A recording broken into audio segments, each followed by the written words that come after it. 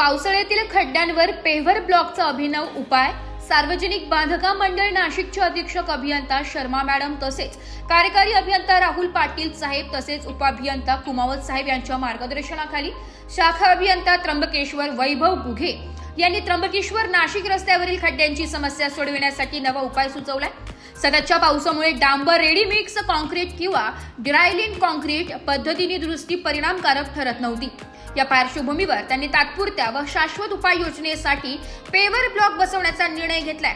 Paver block हे modular व rain friendly system आहे। हे ब्लॉक प्रीकास्ट असल्यामुळे पावसाळ्यातही सहजपणे बसवता येतात व लगेच रस्ता वाहतुकीसाठी खुला करता येतो। त्यामुळे वाहन चालकांना कोंडी व त्रास सहन करावा लागत नाही। या पद्धतीसाठी मनुष्यबळ जास्त लागत असले तरी काम लवकर पूर्ण होत असल्याने तातडीच्या परिस्थितीत हा पर्याय अधिक प्रभावी ठरत असल्याचं त्यांनी नमूद केलंय। तसेच पेव्हर ब्लॉकचा खर्च हा रेडी मिक्स कॉन्क्रीटच्या तुलनेत सुमारे 50 ते 55% कमी आहे।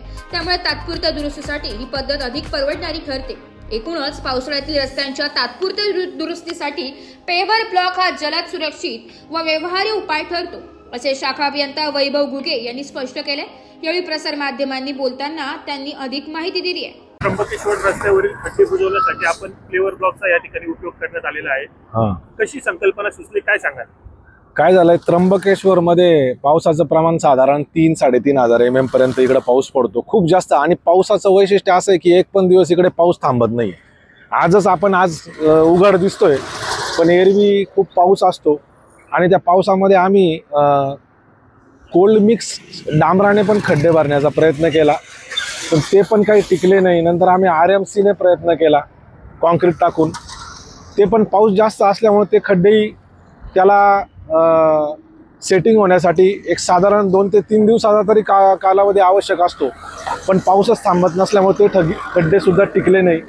नंतर आम्ही DLC ने ड्रायलिन कॉन्क्रीटने करण्याचा प्रयत्न केला, त्याच्या बाबतीत पण तसंच झालं की कारण पाऊस काही थांबत नव्हता। मग आम्ही बऱ्याच ठिकाणी, आपण आता महानगरपालिका कार्यक्षेत्रात बघितलं असेल, काही ठिकाणी पेव्हर ब्लॉकने खड्डे भरलेले आहेत, तर आम्ही तो प्रयोग करून बघितला आणि गेल्या 10 ते 12 दिवसापासून आम्ही रोज साधारण 10-12 मजूर लावून पेव्हर ब्लॉकने खड्डे इथे भरत आहो आणि त्याचा आम्हाला चांगलाच रिझल्ट मिळाला आहे।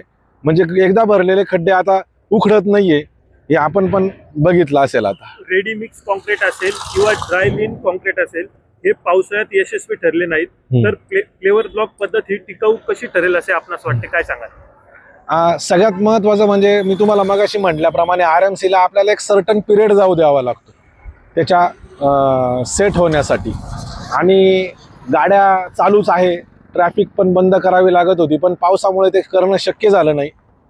तसंच सेम DLCचं पण आहे, मग त्याच्याऐवजी हा प्रभावी तोडगा आम्हाला मिळाला आणि पेव्हर ब्लॉकचा हा प्रयोग आता तरी आम्हाला असं वाटतंय की कुठे उखडलं नाही, म्हणून आम्ही म्हणू शकतो की तो यशस्वी झाला आहे। या कामासाठी किती वेळ आणि किती मनुष्यबळाची गरज पडते, काय सांगा?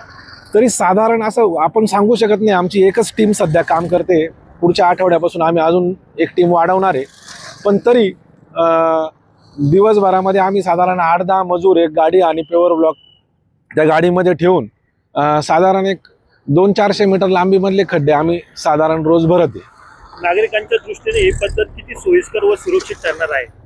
आता हे काम नागरिकांच्या जर आपण म्हणायचा विचार केला ती काही खूप ट्रॅफिक बंद करावी लागत नाही, म्हणजे लोकांनाही असुविधा होत नाही। आणि ज्या ठिकाणी आपल्याला पेव्हर ब्लॉक बसवायचा आहे तो बसवून झाला तर लगेच त्याच्यावरून गाडी जरी गेली तरी चालते, म्हणजे वाहतुकीचा खोळंबा होत नाही। पेव्हर ब्लॉकचा खर्च आणि मेंटेनन्स रेडी मिक्स कॉन्क्रीट पेक्षा कितपत परवडणार आहे? हा अतिशय जास्त स्वस्त आहे पेव्हर ब्लॉकचा। रेडी मिक्सच्या आपण असं म्हणू शकतो की अवघ्या 40% मध्ये पेव्हर ब्लॉकचं काम होतंय, पण ते एक टेम्पररी म्हणून आपल्याला चालू शकणार आहे।